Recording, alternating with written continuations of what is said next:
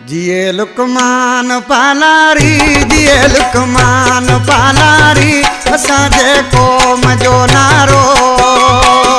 पुत्र ऐं लाड़ काठे में भली कोस्तान ही सारो पुत्र ऐं लाड़ काठे में हुजे कोस्तान ही सारो जिए लुकमान पालारी जिए लुकमान पालारी असांजे क़ौम जो नारो पुत्र ऐं लाड़ काठे में हुजे कोस्तान ही सारो पुत्र ऐं लाड़ काठे में हुजे कोस्तान ही सारो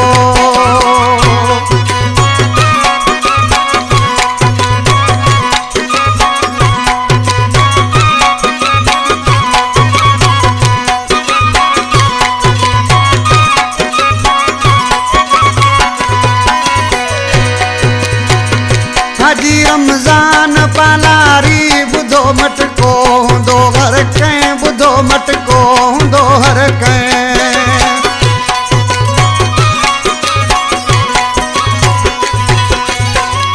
हाजी रमज़ान पालारी बुधो मटको हूंदो हर कंहिं बुधो मटको हूंदो हर कंहिं इहे ॻाल्हियूं अञा ताईं इहे ॻाल्हियूं अञा ताईं हुजे की घर हुजे घरो पुत्र ऐं लाड़ काठे में हुजे कोस्तान ही सारो पुत्र ऐं लाड़ काठे में हुजे कोस्तान ही सारो जिए लुकमान पालारी जिए लुकमान पालारी असांजे क़ौम जो नारो पुत्र ऐं लाड़ काठे में हुजे कोस्तान ही सारो पुत्र ऐं लाड़ काठे में हुजे कोस्तान ही सारो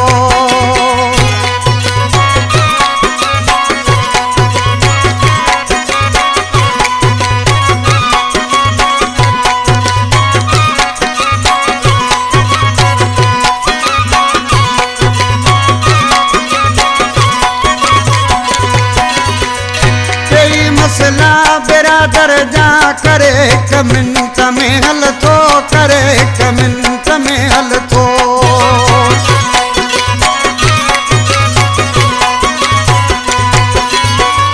कई मसला बिरादर जा करे हिक मिनट में हल थो कर हिक मिनट में हल थो मिठो ईअं जीअं मिसरी मिठो ईअं जीअं मिसरी आहे माण्हू सफ़ा प्यारो पुत्र ऐं लाड़ काठे में हुजे कोस्तान ही सारो पुत्र ऐं लाड़ काठे में हुजे कोस्तान ही सारो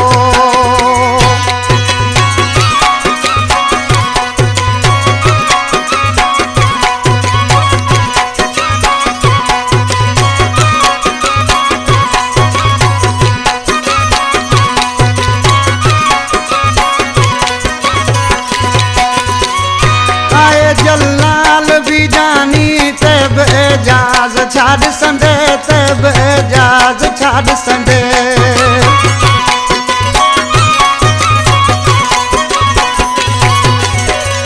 आए जलाल भी जानी तेब एजाज छाड़ संदे तेब एजाज छाड़ संदे आए चिंजणी चवे खादम आए चिंजणी चवे खादम दे सर दे जो यारो पुत्र ऐं लाड़ काठे में हुजे कोस्तान ही सारो पुत्र ऐं लाड़ काठे में हुजे कोस्तान ही सारो जिए लुकमान पालारी जिए लुकमान पालारी असांजे क़ौम जो नारो पुत्र ऐं लाड़ काठे में हुजे कोस्तान ही सारो पुत्र ऐं लाड़ काठे में हुजे कोस्तान ही सारो।